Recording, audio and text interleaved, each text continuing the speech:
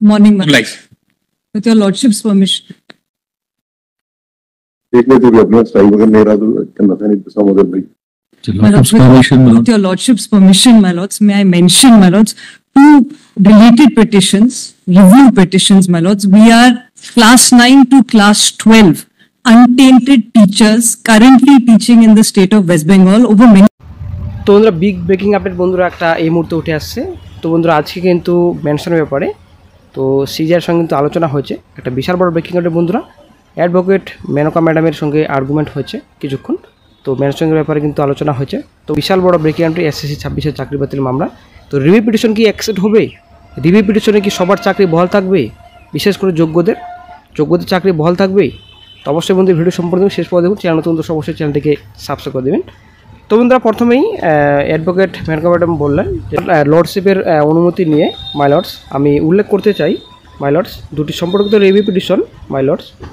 আমরা নবম শ্রেণী থেকে দ্বাদশ শ্রেণী পর্যন্ত নিযুক্ত নির্দোষ শিক্ষক যারা পশ্চিমবঙ্গ রাজ্যে বহু বছর ধরে পড়াচ্ছে মাই লর্ডস, আমাদের সকলকে বরখাস্ত করা হয়েছে মাই লর্ডস আপনার লর্ডশিপের আদেশ অনুযায়ী। এখন সেই আদেশ অনুযায়ী আমরা বছরের শেষ পর্যন্তই আমাদের পদে রয়েছি। তো তৎক্ষণাৎ সিজিআই স্যার বললেন যে পশ্চিমবঙ্গ ওয়েস্ট বেঙ্গল চাকরিহারাদের অ্যাডভোকেট বললেন নতুন নিয়োগ ঘোষণা করা হয়েছে। তো আবারও কিন্তু সিজিআই স্যার বললেন ওয়েস্ট বেঙ্গল। তো ম্যাম বললেন হ্যাঁ পশ্চিমবঙ্গ মাই লর্ডস। তো ম্যাম বললেন যে নতুন নিয়োগ সেপ্টেম্বরে মাই লর্ডস। তো তারপর সিজিআই স্যার বললেন তো আপনি তো মেনশনিং প্রসেসের মাধ্যমে আসতে পারতেন, কেন আসেননি? তো তারপর ম্যাম বললেন যে না মাই লর্ডস, কারণ এটা রিভিউ, এটা তালিকাভুক্ত মেনশনিংয়ের মধ্যে পড়ে না মাই লর্ডস, কারণ এটি শুধু একটি ডায়েরি নাম্বার। তো তারপর সিজিআই স্যার বললেন যে আমি এটিকে সার্কুলেটেড উইজেটে যোগ করব। তো তারপর ম্যাম বললেন মাই লর্ডস রিভিউগুলির জন্য আমি অনুরোধ করছি মাই লর্ডস। তো সেই বেঞ্চকে অনুরোধ করতে হবে কি আমি ওপেন কোর্টে শুনানির জন্য অনুরোধ করতে পারি? যে বেঞ্চে কেসটি যাবে সেই বেঞ্চকেই অনুরোধ করবেন, কিন্তু আপনার লর্ডশিপের পরবর্তী সপ্তাহে বিবেচনা করবেন কি না মাই লর্ডস। তারপর সিজিআই স্যার বললেন আমি কেবলমাত্র এটিকে সার্কুলেটেড পোস্ট উইজেটে অন্তর্ভুক্ত করব। বেঞ্চ গঠিত হওয়ার পর আপনি সেই বেঞ্চের কাছে ওপেন কোর্ট শুনানির অনুমতি চাইবেন। আমি ওই বিষয়ে বেঞ্চের এখতিয়ার অমান্য করতে পারি না।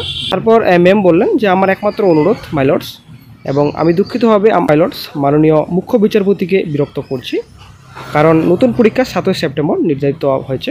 তারপর সিজিআই স্যার বললেন আমি ইতিমধ্যেই বলেছি যে আমি এটিকে পোস্ট উইজেটে অন্তর্ভুক্ত করার নির্দেশ দেব। তারপর ম্যাম বললেন আমি অত্যন্ত কৃতজ্ঞ মাই লর্ডস। তো বন্ধুরা এই কয়েকটি কিন্তু আজকে আলোচনা হয়েছে।